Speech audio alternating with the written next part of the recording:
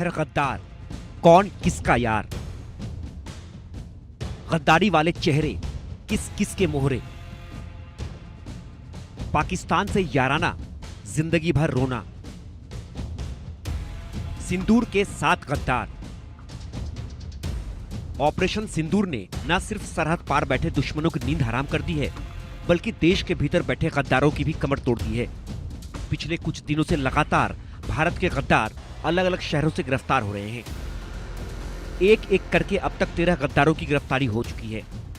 आगे कुछ और गिरफ्तारियां हों तो चौंकने की जरूरत नहीं है। तो सिंदूर के वो 7 गद्दार कौन कौन हैं, एक एक करके देखिए। यूट्यूबर के वेश में जासूसी का खतरनाक खेल खेलने वाली ज्योति मल्होत्रा पकड़े गए गद्दारों में सबसे चौंकाने वाला नाम है। ज्योति मल्होत्रा एक निजी संस्था में काम करती थी। शुरुआती जांच में पता चला है कि वो सोशल मीडिया के जरिए पाकिस्तान की खुफिया एजेंसी आईएसआई से जुड़ी थी। व्हाट्सएप और टेलीग्राम जैसे मीडियम से वो संवेदनशील जानकारियां भेज रही थी, जिनमें फौजी मूवमेंट, कैंटोनमेंट एरिया की तस्वीरें और रणनीतिक सूचनाएं शामिल थीं। जांच एजेंसियों के मुताबिक ज्योति को दुबई के एक कथित हैंडलर के जरिए भुगतान किया जाता था। ज्योति की गिरफ्तारी ने महिला नेटवर्क के जरिए जासूसी की एक नई परत खोल दी है।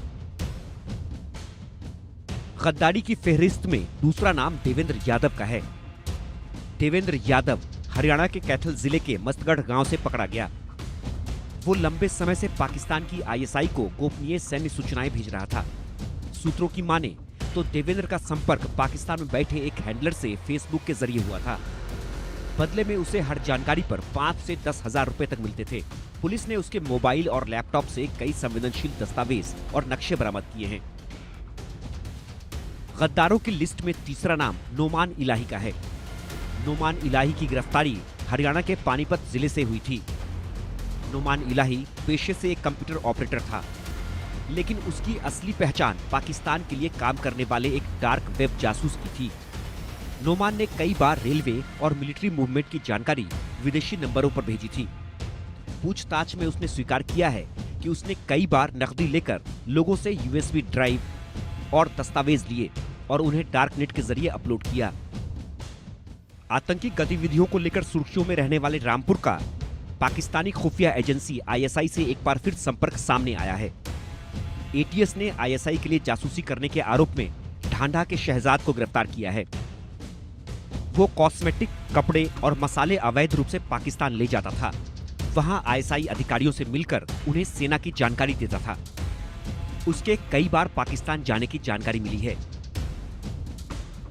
दिल्ली से सटे हरियाणा के नूंह में 23 साल का अरमान भी पाकिस्तान का यार निकला। अरमान पाकिस्तानी ऑपरेटिव्स को कथित तौर पर सिम कार्ड उपलब्ध कराता था। पुलिस ने उससे एक मोबाइल फोन जब्त किया है और उसे 6 दिन की रिमांड पर लिया है। खबरों के मुताबिक अरमान 2023 से दुश्मनों के संपर्क में था। देखिए, अरमान के बारे में हम आपको पहले ही जानकारी दे चुके हैं। उससे खिलाफ पर्चा दर्ज था, उसको रिमांड लेकर हम इन्वेस्टिगेशन की और जानकारी हम आपको पूरी दे चुके हैं। रही बात ये, जो ताउड़ू इलाके से कल एक मोहम्मद तारिक नाम का लड़का है और गांव तंगर का पड़ता है, उसको सदर ताउड़ू थाना के क्षेत्र से हमने गुप्त सूचना पर अरेस्ट किया है, क्योंकि हमारे पास इनपुट था और इंटेलिजेंस जो हमारी सेंट्रल गवर्नमेंट की, उनके पास भी, सभी के पास था भाई ये लड़का है जो हमारे जो देश की जो सूचनाएं हैं वे भारत पाकिस्तान को देता है और इससे सिम भी प्रोवाइड करता है, जिसके बदले में पैसे लेता है। और उसमें हमने इसके खिलाफ गिरफ्तारी करके एफआईआर कर ली है और इसको आज हम कोर्ट में पेश करने के बाद रिमांड पर ले रहे हैं। देश की सुरक्षा एजेंसियों ने एक बार फिर साबित कर दिया है कि भारत की मिट्टी पर छिपे गद्दार कितनी भी चालाकी से छिप जाएं, लेकिन वो ज्यादा दिनों तक भारत से गद्दारी नहीं कर सकते। Bureau report, India news. उधर रामपुर का शहजाद कई बार पाकिस्तान जा चुका था। कॉस्मेटिक और अन्य सामान लाने ले जाने की आड़ में वो जासूसी करता था। परिजनों से भी पूछताछ की जा रही थी। देखिए रामपुर से फहीम खान की रिपोर्ट।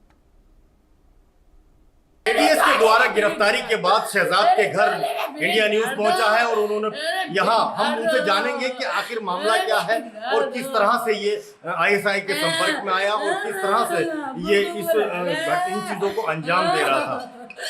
आपका क्या नाम है? अच्छा राजा, ये बताओ कि ये जो मामला क्या है, पूरा पूरा समझना मुझे चाहिए। कुछ पता नहीं क्या चल रहा। नहीं, आप पत्नी हो उनकी, आपको कुछ तो पता पता नहीं होगा। क्या क्या आराम आरोप से बताओ। लगाया जा रहा है भाई क्या साहब। क्या क्या आरोप है? पता नहीं क्या क्या लगा है। वो बेकसूर है, क्या क्या आरोप वो है? बेकसूर है। उनको गलत ठहराया जा रहा है, दोषी ठहराया जा रहा है। उन्हें पता नहीं क्या होगा। मुझे इंसाफ दिलवा दो, मैं तुम्हारे आगे हाथ जोड़ती हूँ, पाँव पकड़ती हूँ। अच्छा एक बात, थोड़ी सी बता, जवाब थोड़ा सा सुन लें। एक बात बताइए, क्या काम करते थे शहजाद? काम तो वो कुछ ये कर लेते, गाड़ी भी चला लेते थे, अपनी कमले भी बेच ले करे थे। अभी क्या काम कर रहे थे? एक दो बार पाकिस्तान चले गए हैं कुछ कार्य। क्या काम कर रहे हैं? वो सूट वगैरह, जैसे रिश्तेदारों में घूमने गए तो सूट वगैरह लिए अपने, अच्छा, वो लाके यहाँ बेच लिए। ठीक। ये काम था, पता नहीं क्या क्या उनके ऊपर नहीं, और आरोप भी लगा है। नहीं और भी कुछ कोई ऐसा सामान था? कुछ नहीं, और भी कोई सामान कुछ लाते थे ऐसा वहाँ से कुछ बेचने के लिए? नहीं, कुछ ऐसा कुछ नहीं, कोई ऐसी चीज नहीं थी? नहीं नहीं कुछ नहीं, सब झूठ है, सब झूठ। अच्छा, एक बात बताएं, ये आरोप आपको क्या बताए गए? आरोप क्या बताए गए? क्या क्या लगाए जा नहीं, कुछ तो बताया होगा आपको। पता नहीं क्या क्या लगा रहे, क्या क्या ठहरा रहे। वो बेकसूर है। कहाँ से गए हैं वो शहजाद? घर यहाँ से लेके गए हैं। कब? कल 8 बजे का टाइम था, एक जना आया था लेकिन घर बताया तो से। मुरादाबाद जा रहा है कि गिरफ्तारी नहीं मुरादाबाद नहीं, हुई। मुरादाबाद से तो फिर वो गाड़ी आई थी तो लेके गए। इनकी स्कूटी उन्होंने भेजी, वो अपनी गाड़ी से था, ये अपनी गाड़ी से। अच्छा, तो जी स्कूटी भेजी, फोन करा उनको, स्कूटी वहां से मंगवा लो, तो स्कूटी आई, ये खड़ी करके दी थी। अच्छा, तो स्कूटी आई, तो फिर जब बाद में फोन आता है कि मैं मुरादाबाद में हूँ, 2 घंटे में आऊँगा, फिर उसके बाद में फोन आता कि मैं लखनऊ जा रहा हूँ, फिर उसके बाद में कोई मुझे कुछ नहीं। अच्छा, एक बात और बताओ, यहाँ गिरफ्तारी यहाँ से लेके गए कितने लोग थे? एक लोग, एक आदमी यहाँ थे और बाकी लोगों को बाकी की पता ना, क्या क्या क्या लेके गए? पता ना, कोई ये मुझे भी पता नहीं क्या लेके गए, बस के चलो साथ में। आपके सामने लेके गए? जी, तो कुछ तो कहा होगा। नहीं कुछ नहीं, कुछ नहीं गया, वो तो कुछ नहीं चले गए। अल्लाह क्या का क्या कहना चाह साथ रही हैं है। आप? क्या कह रही हैं? मुझे इंसाफ दिला दो, मेरा कोई। अच्छा, आपको पता है कि वो आईएसआई के संपर्क में थे? अरे सब पता है, आके बता रहे हैं वो सब। पाकिस्तानी जासूस थे, ये पता है नहीं आपको? नहीं कुछ नहीं है, सब गलत है, सब झूठ है, सब झूठ है, सब झूठ है। तो ये अल्लाह, मुझे शहजाद की पत्नी है जो बुरी तरह से बिलख भी रही हैं और अपनी बात कह रही हैं। अब सच्चाई क्या है ये एटीएस की जांच में पता लगेगा, लेकिन जिस तरह से उनकी गिरफ्तारी हुई है, यहाँ लोग ये जानने के लिए परेशान हैं कि आखिर मामला क्या है। काफ़ी लोग जो है वो इनके बारे में बता रहे हैं कि ये कारोबार करते थे। अच्छा, इनकी पत्नी का खुद का ये कहना है कि वो पाकिस्तान गए हैं। जब पाकिस्तान गए हैं तो किस तरह से उन्होंने वहाँ कारोबार किया और किस तरह से किया, ये अभी जांच का विषय है। लेकिन फिलहाल अभी उनकी पत्नी यहाँ है, घर के लोग और भी हैं, उनसे भी बात करेंगे। अब देखना यही होगा कि एटीएस का अगला पड़ाव क्या होता है और अगली गिरफ्तारी इनकी साथी कहाँ होती है। इनका कोई साथी भी यहाँ था या ये सिर्फ अकेले थे? इंडिया